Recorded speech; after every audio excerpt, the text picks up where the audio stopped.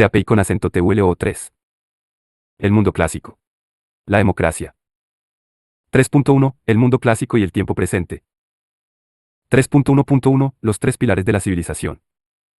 Constituye un lugar común tan asumido que se desvincula de su autoría, afirmar que los tres grandes pilares que sustentan la civilización occidental son, por orden de aparición cronológica, la filosofía griega, el derecho romano y el pensamiento judeocristiano. Reseño algunos testimonios, con diversas sensibilidades y creencias, de literatos, políticos, filósofos, teólogos, juristas, en suma, intelectuales, que lo afirman. Quien primero enuncia esta trilogía, en clara expresión topográfica, es Paul Valéry. Suele afirmarse, con mucha frecuencia, que al preguntársele, ¿qué hizo Europa?, responde con inmediata nitidez, Atenas, Roma y Jerusalén. La brillante expresión se comparte por pensadores de muy distinto cariz intelectual e ideológico. La síntesis, valeriana, se pronuncia en un ensayo del intelectual galo en 1922. Después de equiparar la identidad europea a través de esas tres capitales, añade, dondequiera que los nombres de César, Gallo, Trajano y Virgilio, dondequiera que los nombres de Moisés y San Pablo, donde los nombres de Aristóteles, Platón y Euclides tuvieran significado y autoridad simultáneos, allá está Europa. Xavier Zubiri, por su parte, escribe, la metafísica griega, el derecho romano y la religión de Israel, dejando de lado su origen y destino divinos, son los tres productos más gigantescos del espíritu humano. Junto a estas tres aportaciones, la ciencia moderna completa para Zubiri el elenco las grandes creaciones de la humanidad. Ahondando el pensamiento, Luis Suárez reseñala la romanidad, con su espíritu jurídico y militar, el helenismo, que dio la disciplina del espíritu, búsqueda de la perfección en todos los órdenes, y el cristianismo, que completa la ius al unificar la moral y decidir que a ella debe sujetarse el derecho, explican que Europa ha podido ser cabeza del mundo.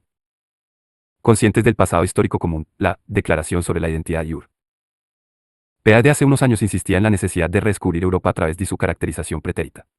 En suma, la filosofía griega descubre al ser humano desde la razón, el derecho romano lo contempla desde su condición de ser social y ofrece soluciones a las controversias que la convivencia ocasiona, y el cristianismo, religión para creyentes y pensamiento para no creyentes, proporciona unas reglas éticas de convivencia que condicionan, en gran medida, la valoración de lo bueno, honesto y recto. 3.1.2. Al principio era Grecia. En primer lugar, Atenas. En nuestro lenguaje ordinario tiene necesidad de expresarnos a través de abstracciones. Y para hacerlo, necesitamos elevar nuestra mente y sobrevolar las cosas tangibles, trasladándonos al mundo real, pero incorpóreo, de las ideas y los conceptos capaces de expresarlas. Al principio era Grecia, pudiera decirse parafraseando el prólogo del Evangelio de Juan. Si reflexionamos sobre esta afirmación, podemos descubrir que si pensamos y razonamos como lo hacemos, se debe a la lógica y reflexión de los filósofos griegos. Casi todas nuestras categorías intelectuales, esquemas racionales y modelos argumentativos, proceden de la cultura helénica recogida, en gran medida, en el corpus aristotélico. Si en nuestro lenguaje manejamos conceptos abstractos integrándolos en nuestra conversación diaria sin darnos cuenta, se debe a que nuestra conversación dialógica se ve traspasada por el pensamiento griego inspirador de nuestro ser social. Debemos, además, sentir la lengua griega como propia, la lengua de Homero y Hesíodo, de Heródoto y Plutarco, de Sócrates, Platón y Aristóteles. Pronunciar sus nombres produce un sentimiento reverencial que penetra en el mito. El idioma español, si bien tiene un porcentaje estimado en un 70% de palabras de procedencia latina, bastantes de ellas se encuentran en el griego su origen. Además, se calcula en un 15% el español de origen directamente griego. Se trata de voces que se utilizan para referir, en gran medida, expresiones científicas y para designar casi todas las parcelas del saber, así, filosofía, filología, biología, pedagogía, psiquiatría, teología, homeopatía, astrología, física, geometría, química, matemáticas, etc. Sin ellas, pues, no podrían ser nombrados la mayor parte de elementos y conceptos de la ciencia moderna, no solo en el español sino en la mayoría de las lenguas occidentales. Así, ad exemplam, telescopio, leucocito, hematíes, hidrógeno, microscopio, hepático, etc. Grecia es, sin duda, la cuna de nuestra civilización. 3 siglos de la Grecia clásica revolucionan el mundo entonces conocido y, sobre todo, condicionan definitivamente la historia del pensamiento y de ver. Sus cañones de belleza estética, categorías filosóficas y valores políticos son los nuestros. Así lo asimilamos en los trabajos y los días de Sió, dejándonos imbuir de sus conceptos morales y religiosos. Con Solón y Teoquis comprendimos el valor de la disciplina y la voluntad como indispensables para cumplir con los deberes del auténtico ciudadano. Con Píndaro, poeta heroico, nos deleitamos con el sacrificio del atleta que triunfa en Olimpos o en Deltos, leyendo, en suma, a Platón conocemos a su maestro Sócrates y nos acercamos a su discípulo Aristóteles. Con ellos nos iniciamos en la curiosidad, como premisa del Seibar, y descubrimos las principales preguntas o formula el ser humano sobre el mundo. Por ello entiendo que todos somos, en cierto modo, griegos. 3.1.3. Roma y su derecho. De los 5 milenios de historia, Roma como realidad política ocupa casi la mitad, datándose su fundación en el siglo I a C. Roma de Occidente cae en el año 476 d.C. Ello nos daría un cómputo de 1300 años en los que la historia de Roma, sobre todo en las últimas 8 centurias, se confunde, por absorción, con la historia del mundo por entonces conocido. Pero no termina ahí su historia como entidad política, pues el elocuente eco de la grandeza de Roma suena desde sus propias ruinas. La mayor parte de los reinos godos que se constituyen se conforman como continuadores de la realidad romana precedente. Baste como prueba que el propio Odoacro, que conquista la capital del imperio, quiere ser un representante del emperador de Oriente Zenón, al que remite las insignias imperiales solicitándole el título de patricio. Además, Roma mantiene su presencia histórica desde este imperio oriental hasta su conquista por el Imperio Otomano en 1453.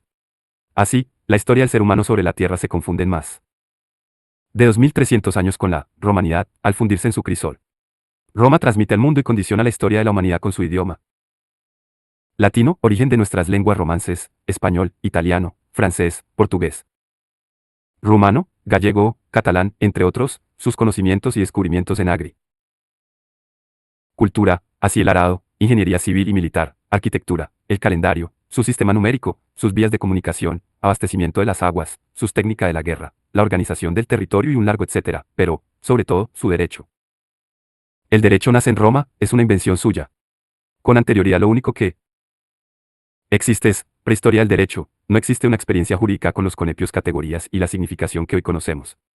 Roma aporta las bases de nuestra ordenación jurídica, política y administrativa. Son imperecederos sus moldes. Ese, su derecho privado, regulador del cúmulo de circunstancias sociales, familiares y patrimoniales del individuo en su relación con los otros miembros de una comunidad. Y con los que no pertenecen a ella, con plenos derechos, pero viven bajo la misma, y su derecho público, que establece los distintos órganos de ejercicio del poder político y regula las relaciones del individuo con los entes públicos. La relevante presencia del derecho romano en el devenir de la ciencia jurídica europea ha sido una constante histórica. Con posterioridad es estudiado y transmitido en todos los centros del saber desde los maestros glosadores de Bolonia de fines del siglo XI hasta nuestros días. Así, nuestra realidad universitaria, alma mater, madre nutricia, nace, en exclusiva, para estudiar derecho romano. Y en esta bella ciudad italiana se mantiene 2 siglos solo estudiando derecho romano, será más tarde cuando se incorporan otros estudios, así teología y medicina, en un principio. En orden jurídico común en el seno de la Unión Europea, el derecho romano tiene una función insustituible que cumplir siendo, inspirador de los textos de derecho positivo que consagran, sabiéndolo o no, instituciones elaboradas por los jurisprudentes romanos, que no han perdido vigencia social. El derecho romano invade y circunda la mayor parte de los actos ordinarios y extraordinarios de nuestra vida. Si decimos propiedad o posesión, prenda o hipoteca o usufructo, contrato o delito, si pronunciamos compraventa, arrendamiento o sociedad, si nos referimos a acción o ley y procedimiento, si conocemos el sentido de herencia, testamento, legado, etc. Si todos estos conceptos los tenemos interiorizados y conocemos su significado, aun siendo profanos en derecho, y si esta cultura jurídica popular nos sorprende es porque acompañó a nuestros antepasados. Y es que desde hace ya X siglos el mundo ha vivido en contacto cotidiano con estas instituciones jurídicas que a pesar dice, patrimonio de la humanidad, un día lejano, y aún ignoto, fueron concebidas en Roma. Lo que fue creación humana se convierte en depósito común, res communis, de forma que se utilizan sin saber cuándo se concibieron en su formulación primigenia. Y esto puede afirmarse respecto de muchos conceptos de derecho público. La organización territorial administrativa del mundo romano delimita de forma, casi definitiva, el mapa político de nuestra Europa y es un referente en nuestra realidad municipal, provincial, estatal y supranacional europea. La grandeza de Roma no es la conquista, sino la romanización, la incorporación de los territorios conquistados y sus habitantes al modo de ser romanos. En proceso gradual de incorporación como miembros activos de la vida política romana.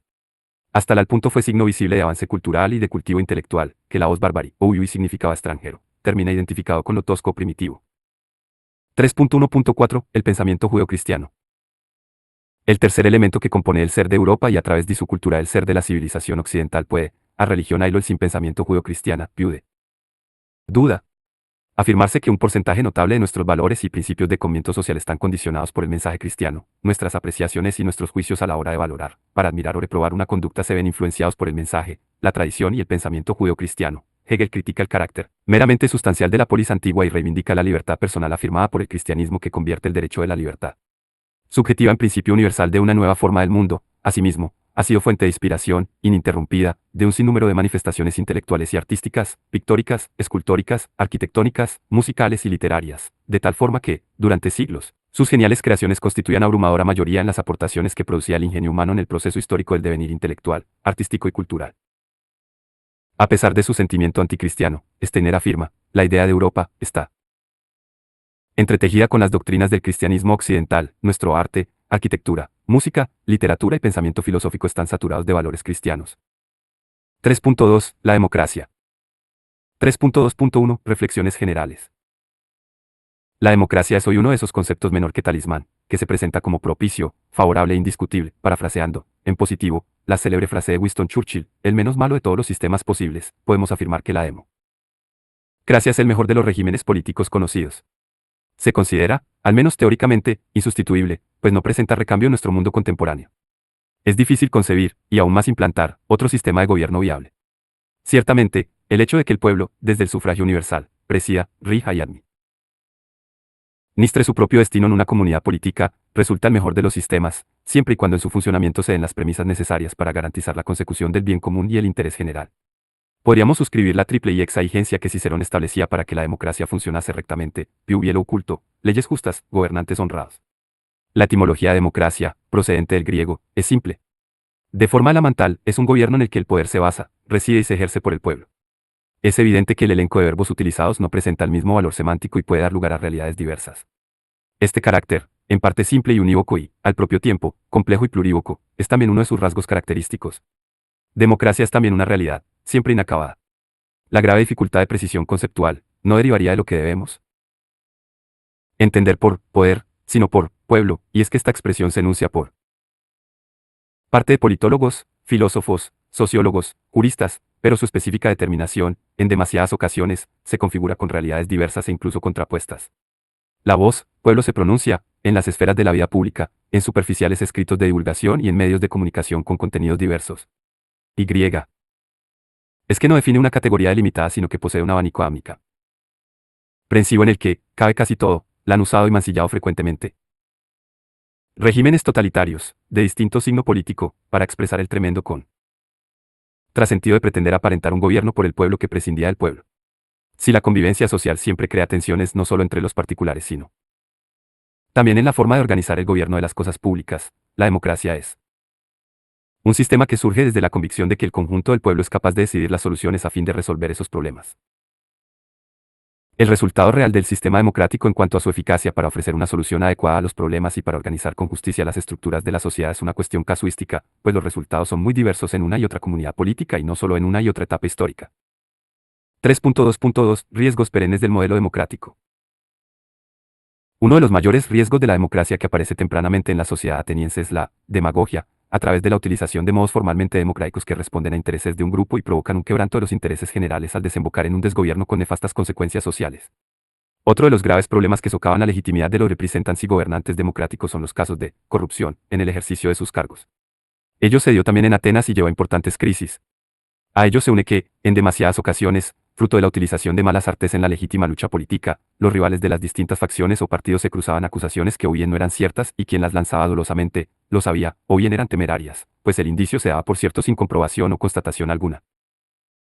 Esto es una consecuencia de la lucha encarnizada de los personalismos entre la clase política.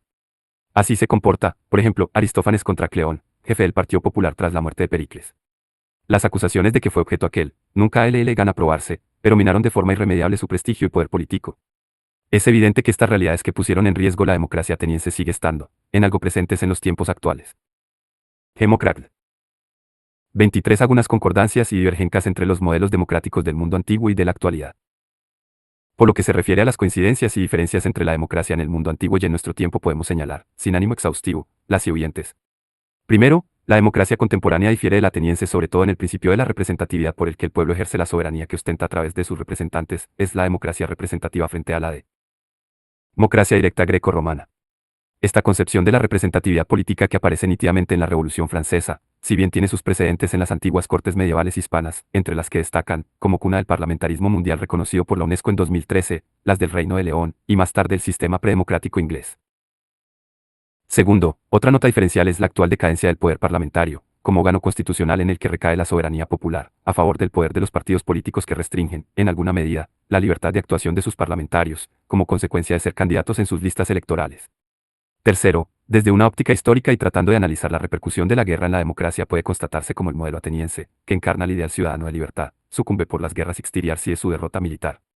Por el contrario, en el siglo XX la democracia se salva de su crisis, por la victoria de las potencias que constituían los aliados, en la Segunda Guerra Mundial. Gracias a este triunfo bélico, las dos principales democracias del mundo, Reino Unido y Estados Unidos, se mantienen como modelo de participación ciudadana para los países que conforman el bloque denominado civilización occidental. Cuarto, una diferencia fundamental en relación con la democracia en el mundo. Antiguo es que tanto en Atenas como en la Roma republicana casi nada limita los acuerdos que puedan adoptarse como consecuencia del poder que se les reconocía a las asambleas populares, ya sea la clicha ateniense como los comicios republicanos romanos. Esto significa que la facultad de legislar como consecuencia de la votación directa de los ciudadanos es prácticamente absoluta. Por el contrario, en la actualidad la función legislativa del Parlamento está sometida al conjunto del orden constitucional, lo cual es una expresión manifiesta del imperio de la ley y del establecimiento del Estado de Derecho. En este sentido, para atenienses y romanos la ley debe cumplirse porque es la manifestación de una voluntad ciudadana expresada directa y libremente en la Asamblea Popular. Por último, hay en relación con la propia concepción del Estado, la estructura U0 la que se desarrolla el modelo democrático, es preciso destacar que la organización de la polis y después de las civitas es de orden natural, siendo una utaposición de grupos humanos tales como la familia y la gens. Son estos sus células básicas para transformarse en ciudad-estado que, una vez constituida, se convierte en la culminación de las realidades sociales. Por el contrario, la mayor parte de los estudiosos actuales entienden que las democracias contemporáneas desarrollan en una estructura estatal que, sin perjuicio de que puedan disparar a una historia, un pasado y una convivencia común, surgen como consecuencia de un pacto o contrato social. En suma, la democracia representa uno de los conceptos nucleares del tiempo deicente, no obstante, se trata de un concepto más ideal que real, al conformarse como una meta hacia la cual tratamos de aproximarnos, con mejor o peor fortuna, siendo conscientes, si se actúa honradamente, que tanto en su formulación teórica como en su aplicación práctica, nunca lograremos consolidarla en su plenitud.